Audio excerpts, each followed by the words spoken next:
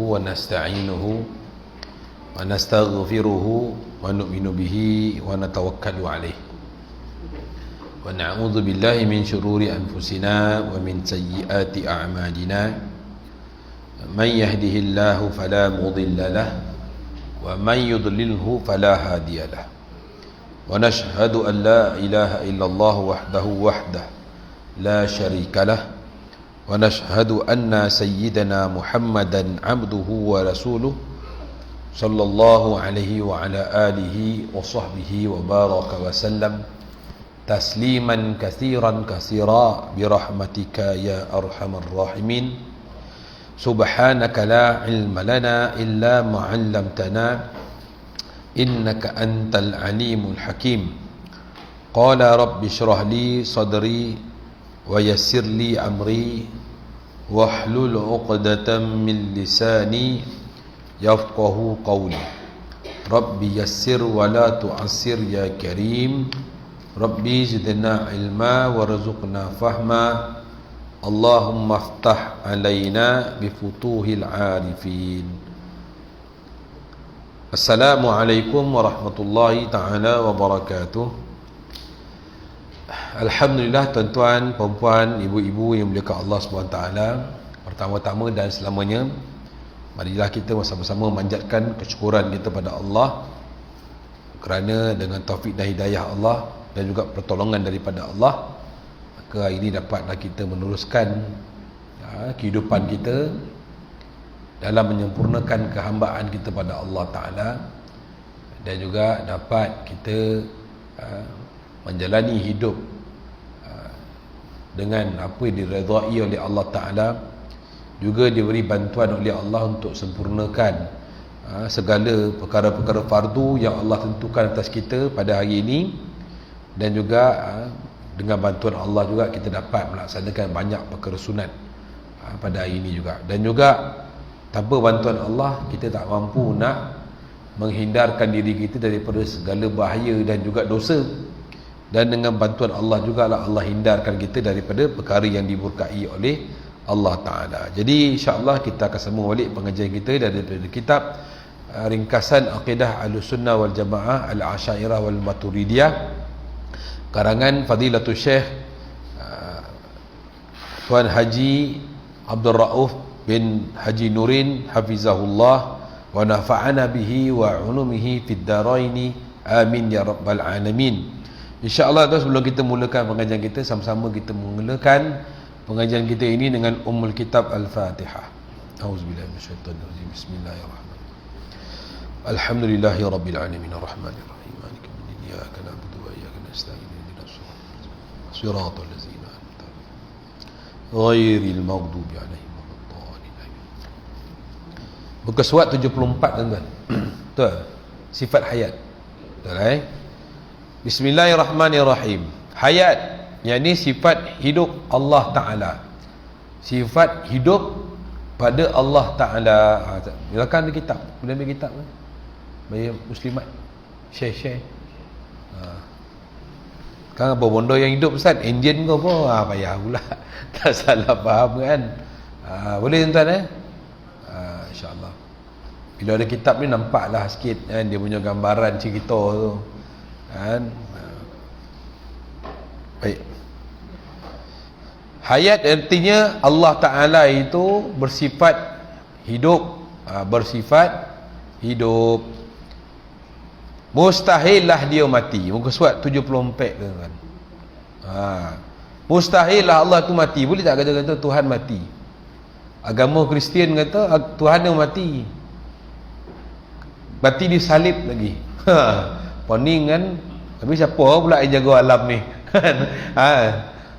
Betul tak? Siapa pula yang jaga alam ni? Macam kita lah kata, alhamdulillah tuan-tuan, pejabat saya tu walaupun ayah saya dah meninggal tapi dia masih uruskan lagi. Pening tak? Pening tak? Ajah. Syarikat ada lagi. Jalan semua, kau buat apa ni? Duduk rumah je. Ayah siapa? Ayah lama meninggal lah. Habis siapa uruskan pejabat tu? Ayah saya. Tu lain macam tu tuan-tuan. Tu kena bawa pergi buat gila nama. Kena buat terapi lah. Itulah yang dikatakan oleh orang Nasara, iaitu mengatakan Tuhan dia mati dia salib, tapi yang ngurus alam ni Tuhan, dia kata. Itu yang kepeningan yang terlampau lah. Tu Panadol tak boleh tuan-tuan, sepapan pun tak elok lagi. Maksudnya hidup Allah Ta'ala itu bukan dengan nyawa. Hidup Allah Ta'ala itu bukan dengan nyawa, bukan dengan bateri, tuan-tuan. Ini aircon dah mahal lah, cantik dah, 2 horsepower, dah tekan switch dah cantik dah, bateri remote tak ada, tuan-tuan. Memang tak boleh mula kan. Nak tak nak, kalau cari bateri tekan tet. Kalau rendah boleh tekan, kalau jauh melangit macam tu macam mana nak tekan. Tuan-tuan. Jadi Allah Ta'ala ni tidak hidup dengan bantuan pernafasan, ataupun bukan diunsurkan dengan tanah ke, api ke, cahaya ke. Tidak. Allah itu tidak ada unsur. Macam kita ni manusia, unsur tu daripada apa, tuan-tuan, perempuan? Unsur daripada apa? Tanah. Daripada tanah. Iblis kata pada Tuhan apa? Ana khairu minhu, khalaqtahu min tin wa khalaqtani minan nar. Iaitu khalaqtani minan nar wa khalaqtahu min tin. Wahai Allah, aku lebih baik daripada dia, aku diciptakan daripada api dan dia dicipta daripada tanah. Kita ni berunsur tanah. Allah ni bukan unsur cahaya. Kalau Allah ni unsur cahaya, bermakna cahaya tu kena wujud dulu, kan? Cahaya kena wujud dulu baru Allah boleh dicipta dengan unsur cahaya. Malaikat daripada apa? Malaikat daripada cahaya. Malaikat daripada cahaya. Satu malaikat daripada cahaya kerana cahaya wujud dulu. Maka Allah cipta cahaya dan Allah cipta malaikat. Nak ada unsur. Begitu juga api yang Allah jadikan dia sebagai unsur, yang Allah ciptakan dia daripada iblis dan juga keturunan jin. Iblis dan juga keturunan jin. Baik. Iblis kita boleh cakap tuan-tuan laknatullah. Iblis boleh cakap laknatullah, tapi jin tak boleh cakap laknatullah. Sebab ada jin ni pada saudara Islam. Betul tak? Boleh tak kita kata pada saudara kita laknat? Boleh tak? Tak boleh. Jadi iblis boleh, laknatullahi alaih boleh. Tapi jin laknatullah ni tak boleh. Sebab ada jin tu daripada kalangan saudara kita, iaitu mengucap kalimah la ilaha illallah Muhammadar Rasulullah. Dosa tuan-tuan sebut laknat pada dia. Baik. Jadi maksudnya Allah Ta'ala itu hidup tidak dengan nyawa, nafas dan tidak dengan unsur kejadian yang 4, iaitu tanah, air, api, angin, dan tidak pula hidupnya dengan makan dan minum. La ta'khudhuhu sinatun wala naum. Allah itu tidak pula mengantuk dan pula tidur, dan tidak pula tidur. Makan lagi lah tak ada. Kalau Allah tu makan, bermakna makan tu lebih penting, lebih mulia daripada Allah. Jadi Allah tu makan pun tidak, tidur pun tidak, mengantuk pun tidak, mati pun jauh sekali. Satu kisah Israeliat, Nabi Musa AS tanya Allah Ta'ala, wahai Allah, apa jadi kalau kau tidur? Apa akan jadi kalau kau tidur? Maka Allah kata, wahai Musa, buatlah temika.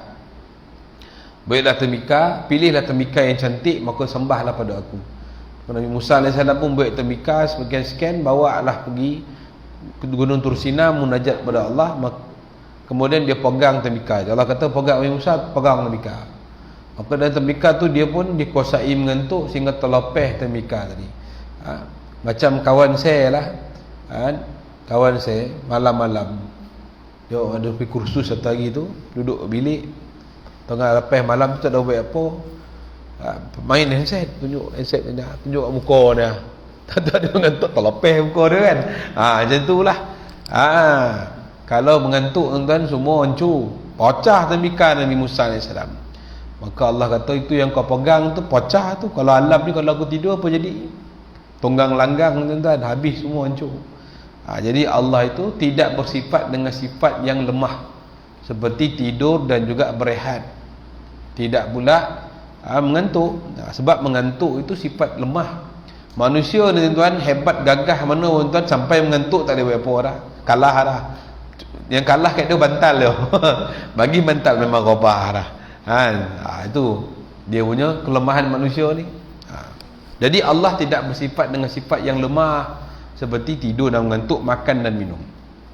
Huraiannya, hayat ialah sifat yang tetap ada, iaitu qadim dan juga wujud fi zat, iaitu wujud pada zat Allah Ta'ala. Sifat hidup ialah sifat yang mengesahkan. Jadi mengesahkan apa? Mengesahkan 6 sifat ma'ani yang ada pada Allah. Mengesahkan adanya zat dan juga mengesahkan, membenarkan sifat ma'ani. Contoh kita baik macam ni lah. Saya selalu baik macam ni.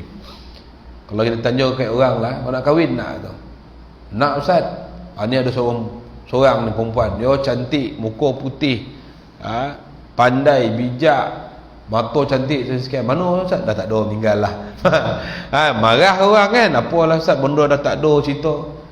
Jadi kalau kita nak nisbahkan sesuatu perkara itu, maka kita nisbahkan benda yang hidup. Nisbahkan pada perkara yang hidup, maka boleh nisbahkan. Kalau kita kata Allah ni kudrat, Allah ni iradat, Allah ni ilmu sebagainya, tapi dia mati. Macam mana tu? Macam mana dia boleh kuasa pula? Dia dah mati, macam mana dia boleh kuasa? Itu yang akan jadi cerita. Siapa yang mentadbir pejabat ni? Itu bapak saya lah tu. Dia yang menguruskan pejabat ni semua ni. Mana dia? Dia meninggal lah. Itu salah. Jadi Allah Ta'ala itu sifat hayat yang ada pada Allah, mengesahkan segala sifat kudrat, mengesahkan segala sifat iradat, mengesahkan sifat ilmu yang ada pada Allah, mengesahkan sifat hayat yang ada pada Allah, mengesahkan sifat sama' mendengar Allah Ta'ala, mengesahkan sifat melihat basar pada Allah, dan mengesahkan membenarkan sifat Allah berbicara. Orang mati bercakap tuan-tuan, lagi tak? Orang mati bercakap tuan-tuan. Saya orang pertama lagi tu. Tuan-tuan turing lah. Jadi kalau lah orang yang mati bercakap, mendongar pula, dia mendongar. Tak ada seorang menguruskan mayat jenazah tuan-tuan. Jadi kalaulah Allah tu mati, maka tak bolehlah dinisbahkan segala sifat tadi. Maka wajiblah Allah bersifat hidup. Itu kata sifat yang wajib ada pada Allah itu sifat hidup, dan mustahillah Allah itu mati.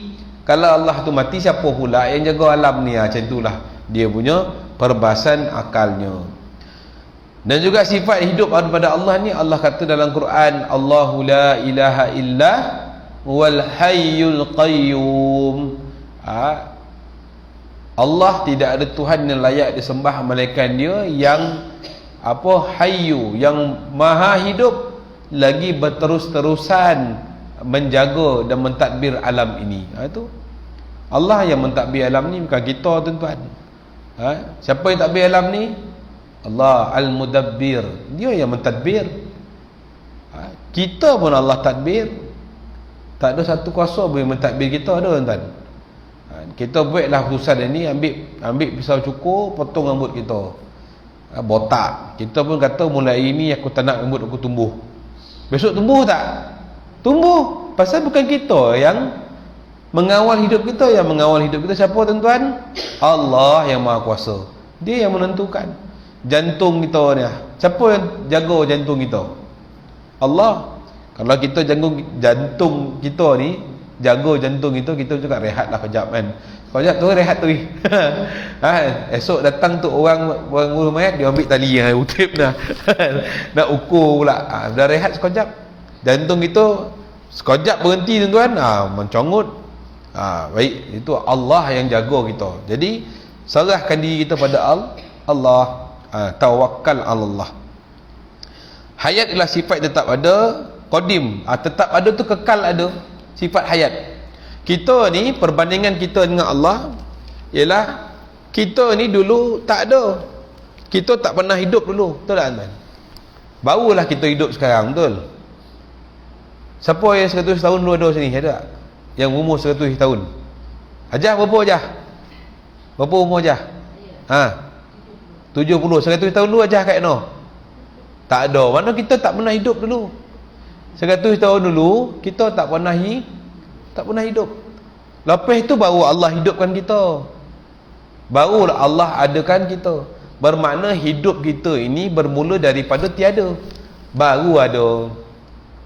Kalau saya bagi 1 juta sekarang, siapa boleh jamin esok dia ada? Dia kata confirm saya ada. Siapa boleh jamin? Tak ada seorang pun boleh jamin yang dia ada besok, betul? Jangan cakap besok, entah kejap lagi pun kita tak tahu ada ke tidak. Sebab yang mengadakan dan meniadakan siapa? Allah. Jadi Allah Ta'ala ni zat yang mana kekal hidup berterus-terusan, tiada penghujungnya. Dia bukan hidup itu bukan dahulu dia tak hidup baru hidup, tidak. Allah hidup sejak azali, sejak qadim lagi azali. Kita ni hidup ada permulaan, Allah tidak ada permulaan. Allah itu ada bukan dimulakan dengan tiada. Kita ini ada kerana dimulakan dengan tiada, baru ada. Besok pula qalu inna lillah, dengan ini maklumkan bahawa saya sekian orang ni telah meninggal, ada kena makamkan dia tentang sekian, sembahyang jenazah sekian. Kita pun menangis-nangis lah sebab dah tak ada kat dunia ni, tapi berada pula di alam barzakh untuk berpindah tampik pula. Jadi Allah Ta'ala bukan begitu. Allah itu ada sejak azali lagi qadim. Tu dia punya perbahasan. Dan juga bukan saja sifat tersebut hayat, bahkan semua sifat ma'ani Allah itu ada pada Allah Ta'ala qadim lagi azali. Dah ada dah. Sifat iradat, sifat kudrah, sifat ilmu. Sifat ilmu Allah itu qadim lagi azali. Kita ni sifat ilmu kita ni dulu tak tahu, lepas belajar baru tahu. Allah Ta'ala tahu Allah bukan kerana belajar. Tahu Allah bukan dulu Allah tak tahu, lepas itu Allah belajar dan dipandai. Tidak. Allah tahu, mengetahui Allah sejak qadim lagi azali. Nak cerita pun payah tuan-tuan. Faham-faham ni lah. Mana Allah itu tahu bukan kerana diberitahu ataupun belajar ataupun dapat maklumat, tidak. Allah dah tahu sejak azali. Baik. Maksudnya sifat ayat itu menjadi syarat pada hukum akal bagi ada segala sifat ma'ni yakni lazim. Maknanya kalaulah semua sifat-sifat itu wujud, mestilah bersandar pada zat yang maha hidup, takkan bersandar pada orang yang dah mati. Contoh sifat buas pada binatang, pada rimau. Baru ni si nanti dapat jaguar kan, dapat apa? Jaguar apa? Hitam tu apa? Kumbang, rimau kumbang kan. Dulu orang bersikap lalu, sekarang seorang tak lalu tuan. Kan? Kalau saya balik mengajar, selalu saya mengajar di kampung Seri Pilah tu, lalu kampung Parit tu, naik bukit tu, Tombui Istana, naik lalu depan Istana Lama tu. Kalau naik tu memang banyak lah basikal turun tu, petang-petang nak balik rumah.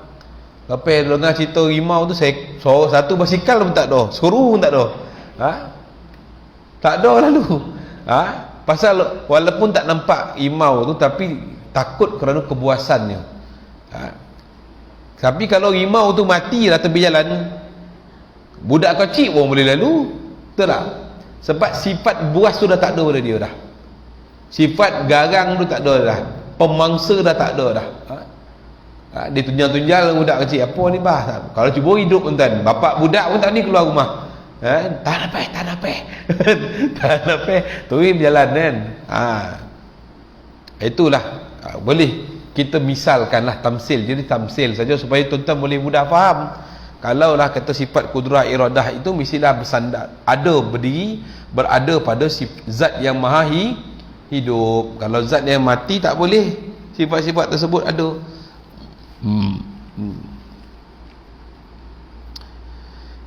Pasti apabila tiada sifat hidup iaitu mati, nescaya tiadalah sifat kuasa.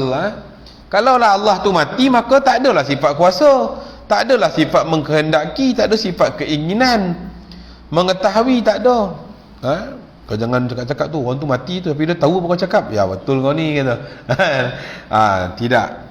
Dan berkata-kata dan sebagainya. Dengan demikian jelaslah sifat hidup pada Allah itu tidak sekali-kali boleh dinafikan daripada Allah. Tak boleh kita kata Tuhan tu mati. Tak boleh kita katakan Tuhan tu mati.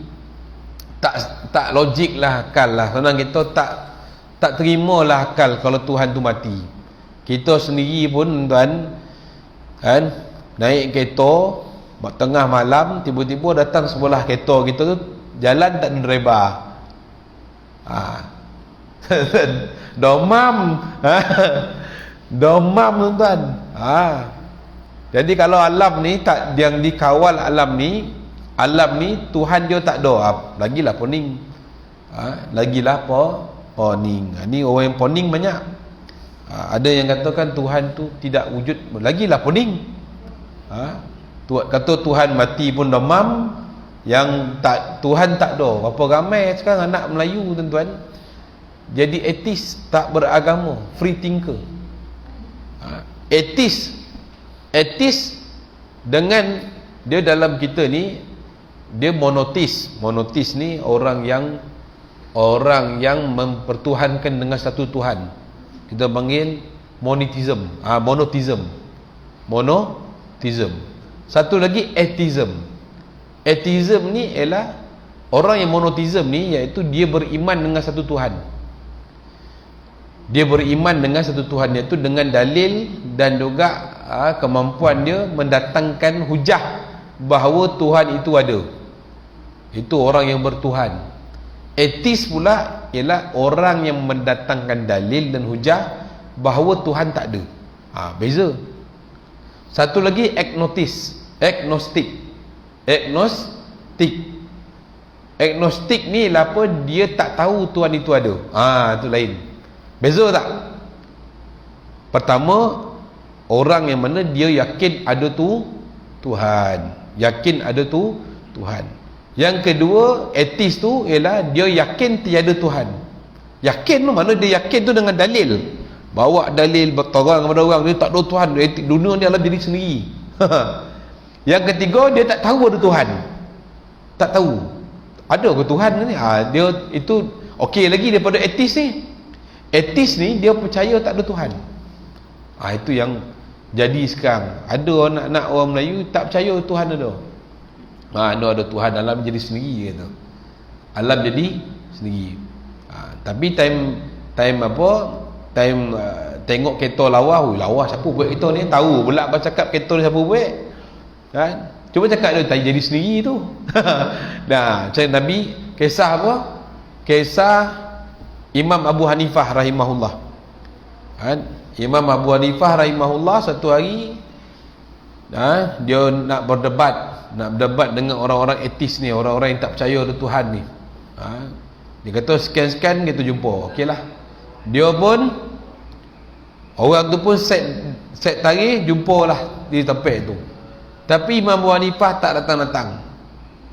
Tak sampai-sampai. Ni orang-orang ni ateis ni, dia dah bawa dalil lah, Tuhan tak ada ni. Memang tak ada Tuhan kat alam ni, dia kata. Jadi sendiri alam ni, dia kata. Lepas tu datang Imam Abu Hanifah, datang dah lambik, kata kau ni dah lah imam datang lambik. Imam Abu Hanifah kata kalau tak ada kau ngomong aku tak cerita hal ni, kalau aku kena cerita juga, kata. Masuk dalam perjalanan tadi aku dah melintas sebatang sungai, tapi tak ada perahu, tak ada penambang. Aku fikir macam mana lah aku nak melintah ni. Kan melintah laut sungai besar. Tiba-tiba datang sebongkah kayu besar, datang depan aku. Kayu tadi terpecah-pecah, terbola-bola membentuk sebuah kapal yang membuatkan aku dapat naik kapal tadi. Kemudian sampailah dekat darat tadi ke seberang, maka bongkah kayu tu pun hanyut. Tu yang aku dapat datangi. Orang pun kata gila ke ni Imam Hanifah, apa hal pula? Mana ada kayu tiba-tiba datang depan kau, pecah-pecah bentuk jadi kapal, tiba-tiba jadi singgah nak depan seberang pula. Yelah, aku pun gila, tapi kau lagi gila tak? Kau lagi gila. Kenapa pula? Mana boleh alam jadi sendiri? Tiba-tiba kalau kau cakap aku gila, kau pun lagi gila. Takkan alam jadi sendiri, mesti ada yang menciptakan. Ini hujah Imam Abu Hanifah. Sikit huraian dalil wajib Tuhan bersifat dengan kudrah, iradah, ilmu dan hayat. Jadi dalil wajib Allah Ta'ala ini pencipta bersifat kudrat, iradat, ilmun dan hayat ialah ada segala makhluk ini. Ini dalil alam.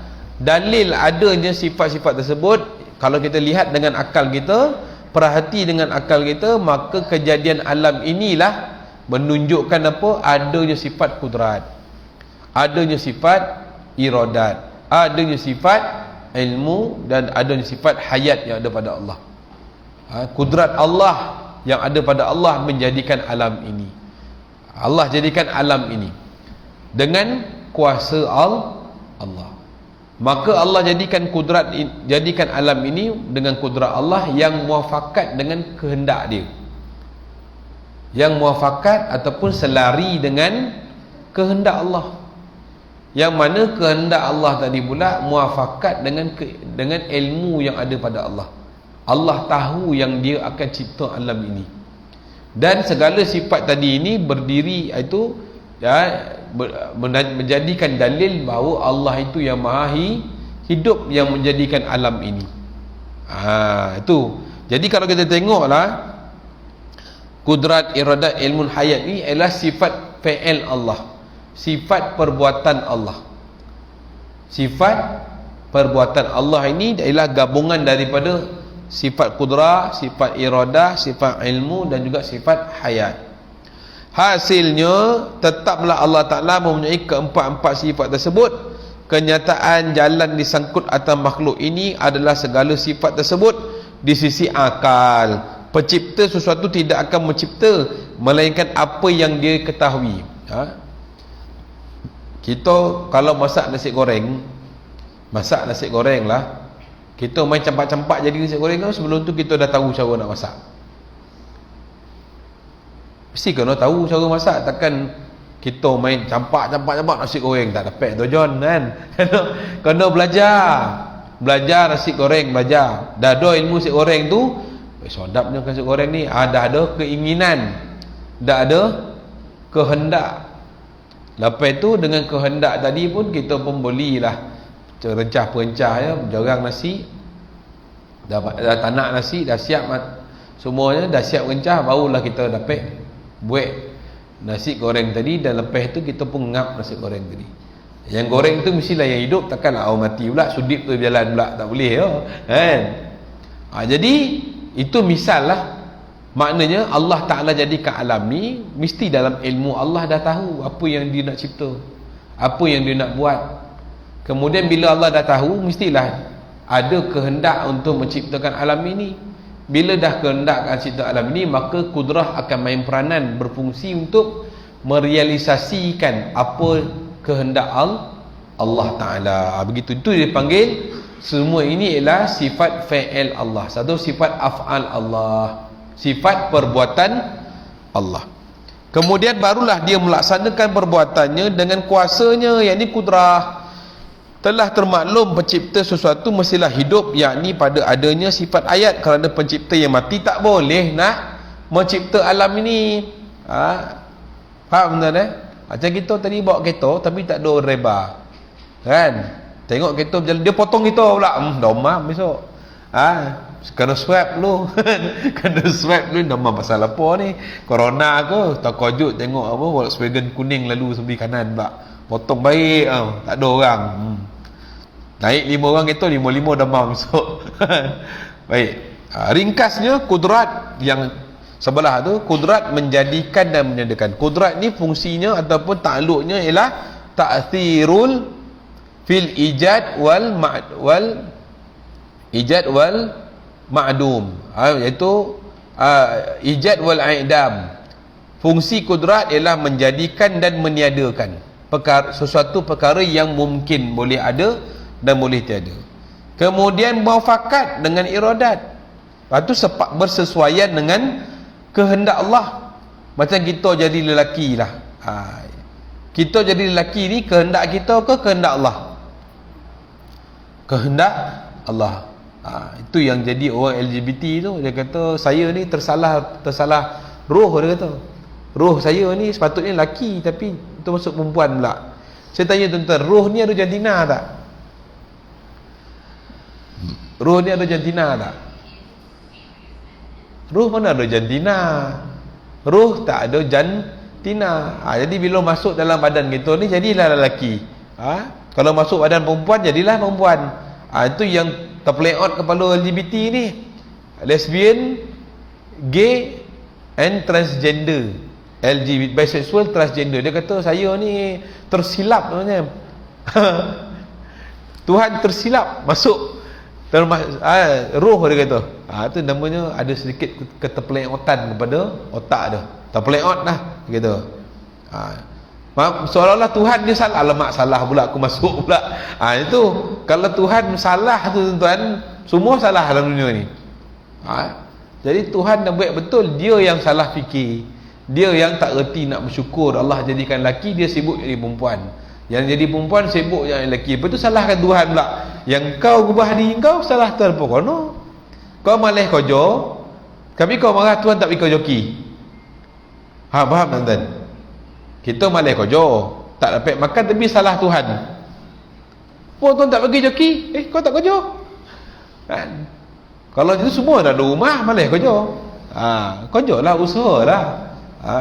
Baik. Kemudian muafakat dengan ilmu, iaitu pengetahuan yang ada pada Allah, sifat pengetahuan ataupun sifat ilmu yang ada pada Allah dengan syarat hidup zat Allah Ta'ala itu. Kalau Allah tu mati, macam mana lah nak ngajarkan benda-benda ni? Betul tak? Jadi Allah itu maha hidup. Jadi anda perlu tahu penyangkutan, dan ini penyangkutan ni maksudnya ialah kemuafakatan tersebut. Sifat-sifat tersebut dia terus sebenarnya secara tertib dalam modul saja, dalam pengajian akal saja.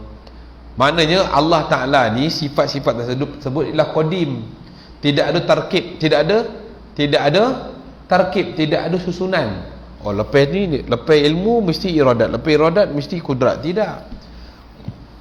Sifat yang ada pada Allah ni sifat yang membentuk qadim, sifat yang tidak dah ada dahulu, tidak ada pendahuluan dan tidak ada perakhiran.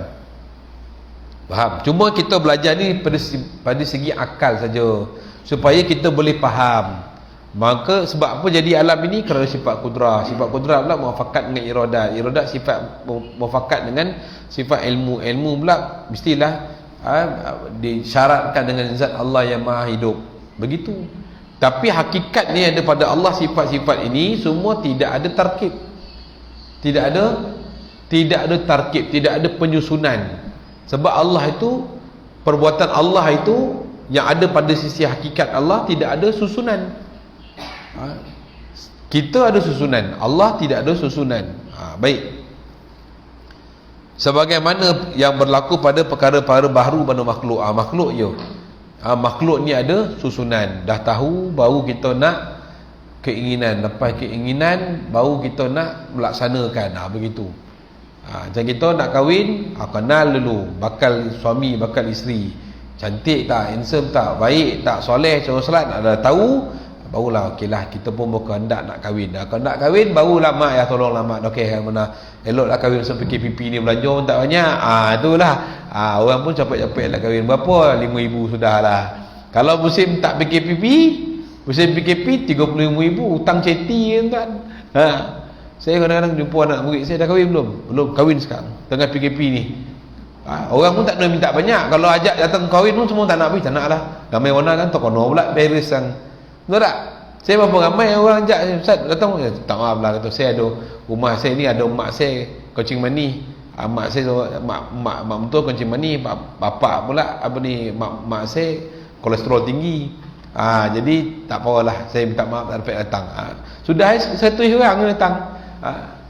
Nak kahwin sekarang tuan. Maksud dah elok dah, mana usah pula. Baik. Ini hal untuk orang bujang saja tuan. Jangan pandai-pandai nah. Kalau berani berilah. Baik. Misalnya ada benda di rumah anda, contoh kita ni contoh tuan, kita tertinggal barang. Ini saya buat contoh. Tertinggal barang dalam rumah.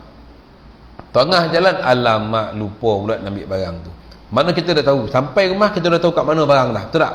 Dah ada pengetahuan barang tu nak ambil kat mana. Kita pun buka pintu, dah berkehendak pada barang tadi, mana nak ambil barang tadi. Maksud dia pun jalan sampai kepada barang, dia pun ambil. Maknanya itulah kita katakan tarkib, susunan tadi tu, susunan perbuatan kita tadi. Daripada kita tahu, kemudian kita berkehendak, dan kemudian kita melaksanakan. Namun bagi Allah tidak ada dahulu daripada, bukan ada iradat dulu, bukan ada ilmu dulu, bukan ada kudrat dulu, ataupun kena kudrat kena akhir, iradat kena akhir, tidak. Di sisi Allah semua sifat itu berbentuk qidam, berbentuk qadim, iaitu sedia kala, tidak ada susunan awal dan tidak ada susunan akhir. Sebenarnya pada sisi Allah Ta'ala tiada tertib. Sebenarnya sisi Allah tidak ada tertib seperti itu kerana wujud kesemua sifat Allah Ta'ala itu qadim, sedia kala, tidak ada dahulu dan tidak ada perakhiran. Begitu betul kita belajar ke sifat ma'ni itu, belajar sifat kudrat, belajar iradat, belajar ilmu hayat, samar, asal, kamak, asal, kalam. Bukanlah mana susunan itu pada Allah. Sifat itu ada pada Allah tanpa menerima tarkib, tanpa menerima susunan. Cuma kita belajar tu sebenarnya silibus agar kita mudah faham. Kita nak belajar serontak satu masa pening. Jadi kita kena susun silibus tadi, kita boleh faham. Dan kesimpulannya, kesemua sifat yang ada pada Allah itu berbentuk, itu bersifat qidam, betul sifat qadim, lagi azali, yang tidak menerima hujung dan tidak menerima pangkal. Padahal dahulu dan kemudian adalah perkara baharu. Sebab makhluk saja yang baharu. Makhluk ni ada hujung dan ada pangkal, ada hujung.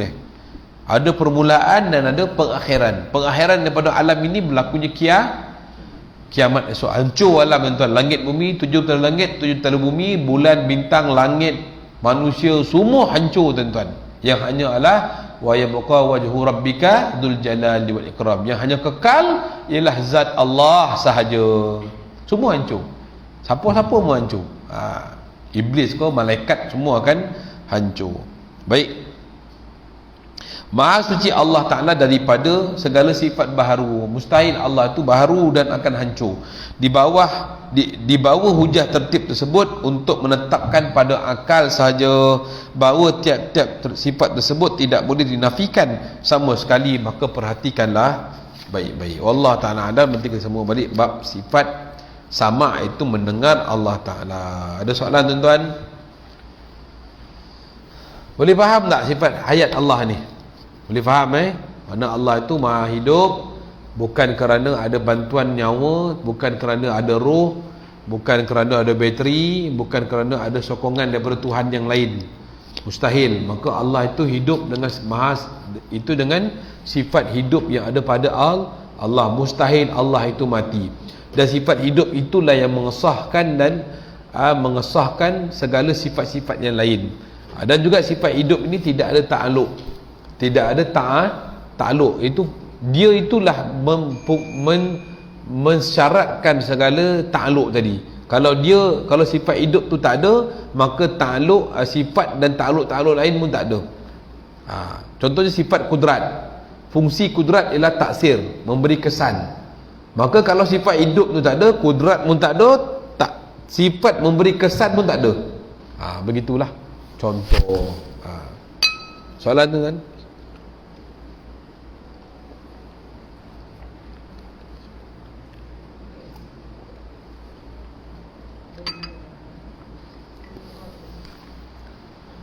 Kalau tak ada soalan, insya-Allah kita sambung balik lah pada tahun depan tu. Tahun depan tu sambung balik. Bulan depan lah itu. Insya-Allah saya habis kuliah ni, saya nak turun balik lah. Saya nak balik kampung. Malam ni perempuan saya semua dah siap rumah tu, kan datang ambil tu jalan. Baik insya-Allah. Subhanallah wa bihamdihi, subhanakallahumma wa bihamdika, asyhadu an la ilaha illa anta, astaghfiruka wa atubu ilaih. Subhana rabbika rabbil izzati amma yasifun, wa salamun alal mursalin, walhamdulillahi rabbil alamin.